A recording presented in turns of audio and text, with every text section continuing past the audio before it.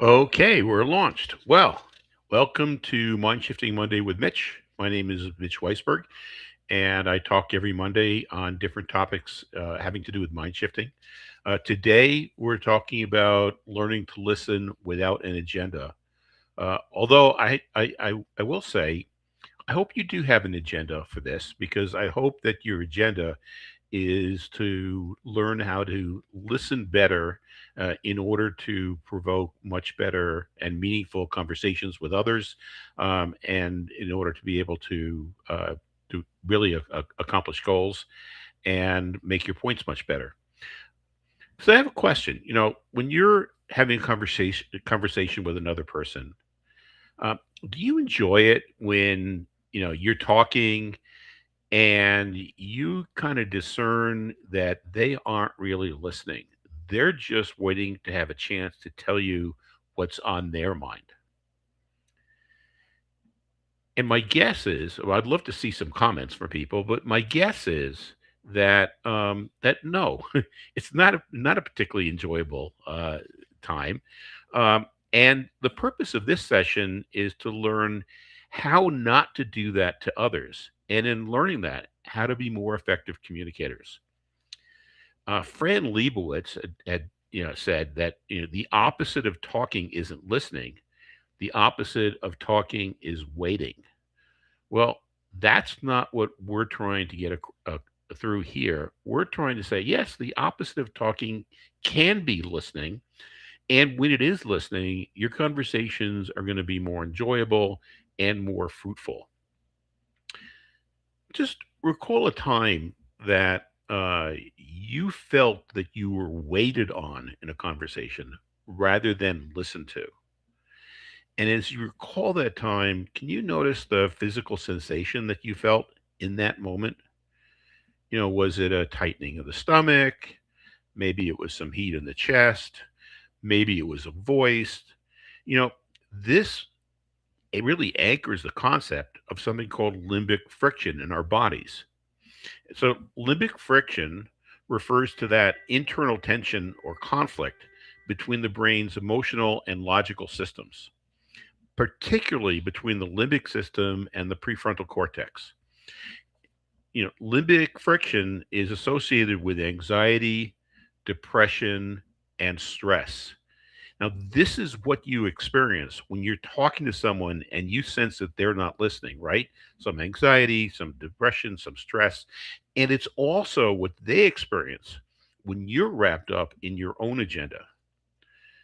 Just think about it. What happens when you're talking to another person and you know they aren't listening to you? Do you listen as intently to them when they're talking? Do you really consider what they're suggesting?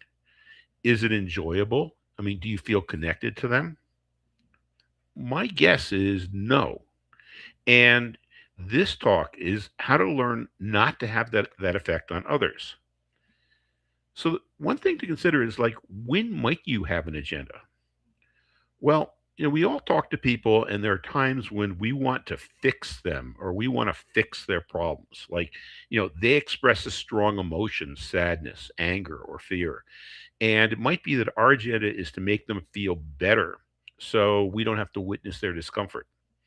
Or maybe they describe a conflict with a third party, somebody that they're talking to, like, oh, geez, I'm having this problem with my spouse, or I'm having this problem with my boss, or somebody who reports to me. So your agenda is to play detective, right? And so you're judging this other person, or you're judging what they're acting, what they're doing, and you're coming up with suggestions.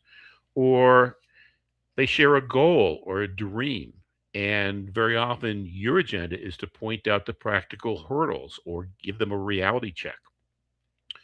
Or let's say they're making a mistake in their narrative. And so your agenda is to correct the facts or the timeline of their story. And I'll tell you, this happens all the time with me, and especially with my son. I'll tell a story about something that happened when he was a kid, and inevitably I'll get like one sentence into it, and he'll say, "No, Dad, that's not the way it happened at all," and then he'll correct it, and that kind of spoils the timing of the story. It spoils my enjoyment. I think it spoils the enjoyment of the people who are listening. But we do that to others too. We correct the mistake that really didn't make that much difference in their narrative, or they ask for our opinion, and our agenda is to give the right answer. That will, some answer that's going to make them like us or respect us, rather than to really ask, really give them our opinion. And so, those are all cases when we want to fix their problem. There's other times when we're talking to people when we have something on our mind. Okay, they mention a topic. Maybe we're an expert in that topic. So our agenda is to demonstrate our knowledge and to teach them.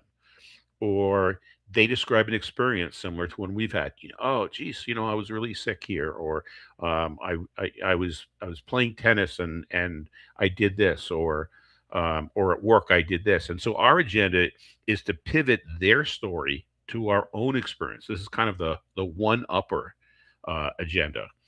Or they're criticizing a group or an idea that you belong to. So our agenda is to explain to them, why they're wrong, to rebut what they're talking, and we're thinking about how we're going to rebut it while they're talking. Or um, it's funny. I'm looking at this other thing. It says, or they're talking too slowly or taking a long time to get to the point, and so we start thinking, oh, they're going to say this, and then we act as if we know exactly what they're going to say. Very often, what we're assuming they're going to say is very different from what they intended to say. And we're trying to speed things up. So those are all cases where we have something on our mind. Um, or there's times where we're having conversation and we want their approval, or we want somebody's approval. So they're giving us feedback, and our agenda is to explain why we did what we did. And that's kind of the defense lawyer agenda. Or the person is an authority or a very important person, and our agenda is to look smart in front of them. Their conversation is about some uncomfortable topic, so our agenda is to you can imagine this. Oh, let me change the topic. Let me wait for them to finish, or maybe I can interrupt them, and maybe we can move on to something else. Or the person is expressing something that we really disagree with, in which case our agenda is, how am I going to win this argument? How am I going to convince them, instead of listening to what they're saying? So those are all times where we're trying to get somebody's approval, or change them.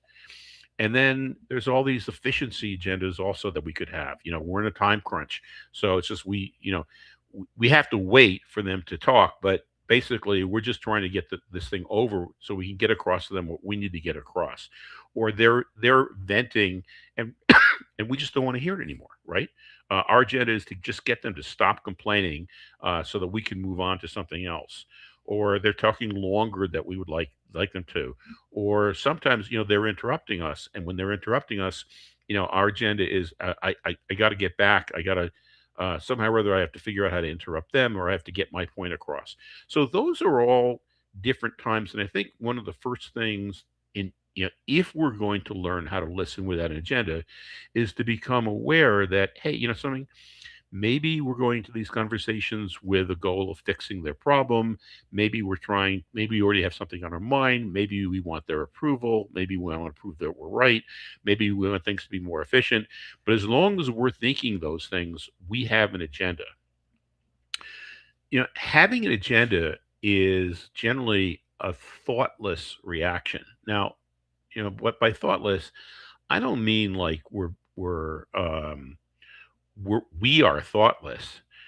Having an agenda is something that happens so fast, it's before our conscious thoughts can even take place, because the agenda is most often coming from our limbic system. And we've talked a lot about the limbic system, or our survival brain. Having the agenda is something we do before we even have a chance to think about it. And we've talked about that limbic system in other Mondays. We talk about it in the book and in the courses, and how that limbic system reacts in like hundredths of a second. But the way our prefrontal cortex, which contains our ability to think critically or creatively, or connect with people, that takes a couple seconds to wake up. And by the time it does, we already have our agenda. When we have that agenda, our face, our countenance just broadcasts a signal to the other person that we're discounting what they're saying. And then by discounting what they're saying, that triggers their survival brain into some type of fight, flight, freeze. And so cognitive biases stem from that system. Cognitive dissonance, confirmation bias, inability to think critically or creatively, focused on short term wins. So when we show somebody that we're not listening and their limbic brain goes into fight, fright, freeze, they're subject to all these confirmation biases. And so we're not going to end up having a conversation with them that moves things forward. They get defensive or they get disinterested. Maybe they that at that point just want to end the conversation. Maybe they want to end the conversation by telling us what they think that we want to hear. Maybe they just want to dismiss what we're saying. Maybe they're just going to get angry. Maybe they're just going to walk away.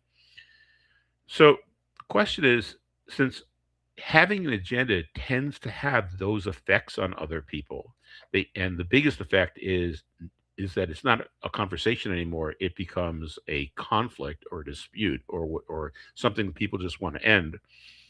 How do we stop ourselves from doing that? Now, the easiest way to stop ourselves from doing that is to prepare before the meeting or conversation that we're going to have.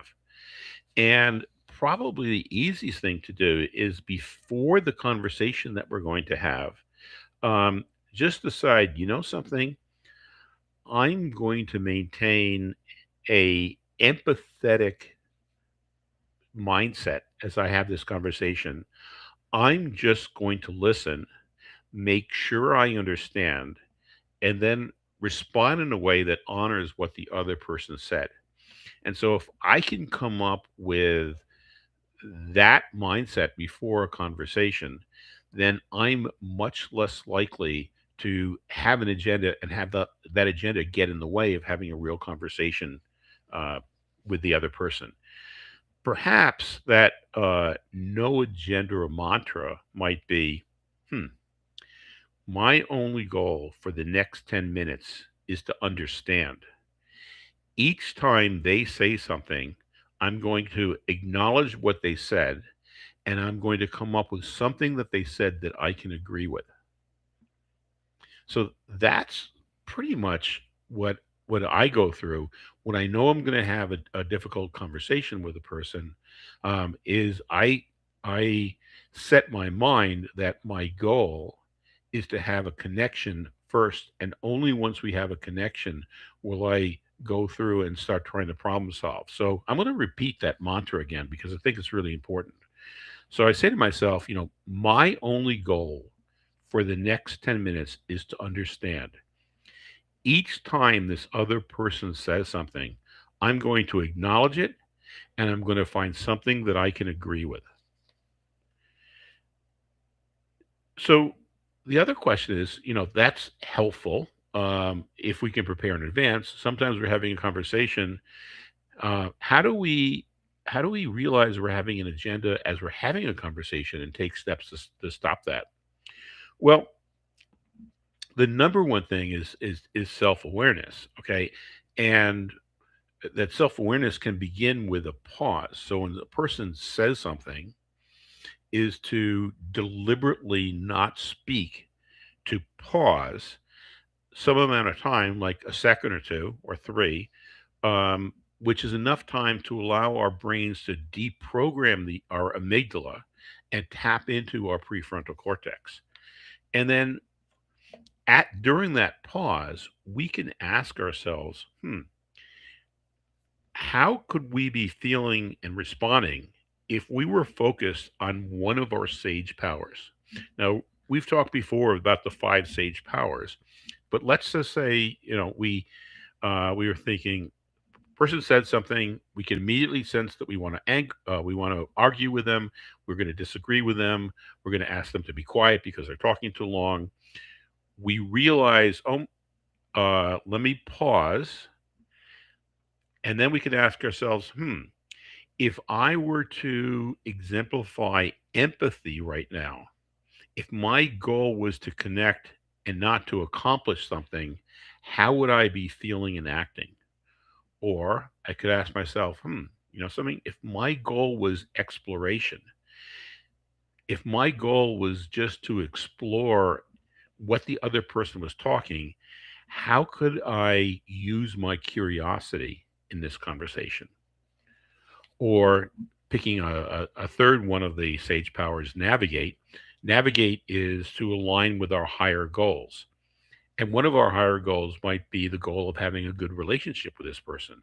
Or another higher goal might be helping them learn how to navigate or through these types of situations by themselves rather than coming to us with questions. So we could say, if what is my highest goal in this situation? And if let's say the highest goal was to help them learn how to handle the situation in the future themselves, we could say, if my goal was just to help them find the ways that they could operate in a situation like this, what types of questions would I ask them? So, so again, the easiest way is to think in advance. Okay, I'm going to have this conversation. What's my mantra? How can I prepare to be listening without an agenda? Once we're in a conversation, when we feel ourselves wanting to make a response or to react to something that the other person is saying or has said, to take a pause and then to ask ourselves, what is my real goal here? How could I exemplify the empathy power or the exploration power or the navigation power in order to have a conversation that's really important? And then there's the question of, like, so what techniques could we use? Now, in one of the previous sessions, we talked about the yes and technique. When a person says something and we say yes, but we're basically negating what they're saying. When a person says something and we begin with, "Okay, I heard you say this, and what I like about that is," then we're opening them up to also hear what we're about to say. A second technique that we can use is comment on a strength. So, person says something, we may disagree with it, but we can find some strength that they have in saying that, and we can say, something like, I hear what you said, and really, this shows a lot of independent thought, and I value independent thought. And you think that there might be other things that you can think of also that you might say at this point. So come up with some strength that they've exhibited by saying what they've said. That opens them up so that you can have a dialogue. And then a third technique is to summarize what you think that you've heard and ask if that's correct or if they have anything that they want to add. So in this case, you're not arguing, you're not coming up with other ideas. You're just allowing them to articulate what was on their mind. So I heard you say that um, that you think that you should yell at this other person because they've disrespected you. Is there anything that you'd like to add to that so that I can really better understand this? And so you're not giving them the other party anything to argue about. You're not showing your agenda. You're using a questioning methodology in order to open them up so that you can have an ongoing discussion. So additional tools that you can learn, like if you were to uh, I guess, take the Mind Shifting Conflict and Collaboration course or the Mind Shifting Conflict and Collaboration book, is motivational interviewing. We'll be doing a few sessions on Monday Mind Shifting about motivational interviewing, nonviolent communication. So you can either read the book on nonviolent communication or read the Mind Shifting Conflict and Collaboration book, which has a lot of information on. On nonviolent communication, or what I talked about earlier, the strength based feedback. We could do a whole session on Monday, on a future Monday, on using strength based feedback to open somebody up.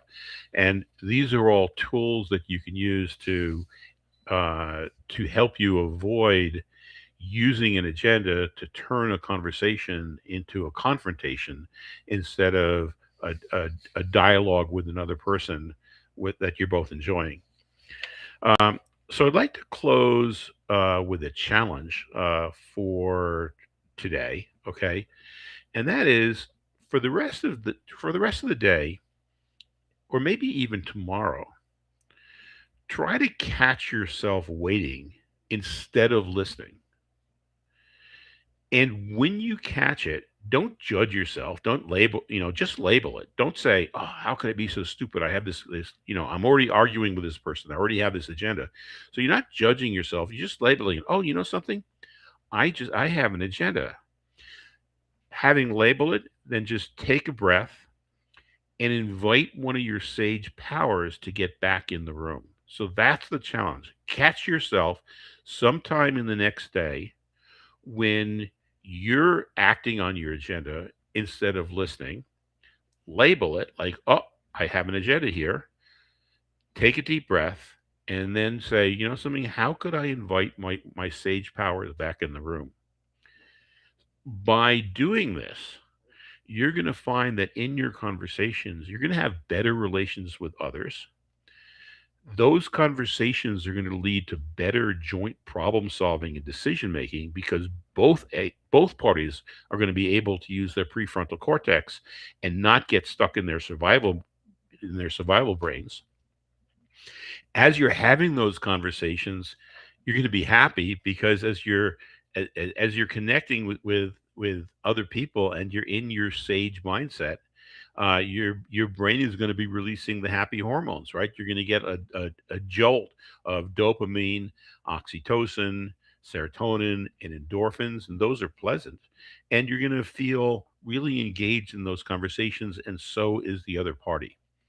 So that's the information today on uh, learning to listen without an agenda. We covered the situations where you might have an agenda, and covering those situations gave you the ability to eat more easily recognize when it occurs. We talked about preparing in advance in a conversation, on steeling yourself and saying, you know something, in this conversation, at least for the first 10 minutes, I'm going to really work on connecting instead of advising or getting the conversation over or moving towards an agenda. And then we worked on how to become aware that you have an agenda by feeling that tightness in your body, or understanding like, oh my gosh, I'm about to react.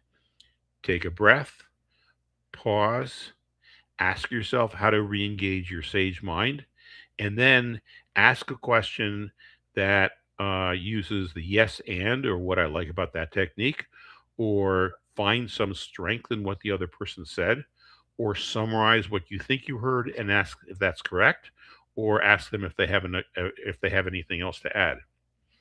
And then next week, we're going to have it's going to be a Q&A session. Josh is going to be joining me again. We're going to be talking about some of the highlights of 2026. And we're also going to be talking about lessons from current events and the news and how applies to mind shifting. So, hope to see you all next Monday.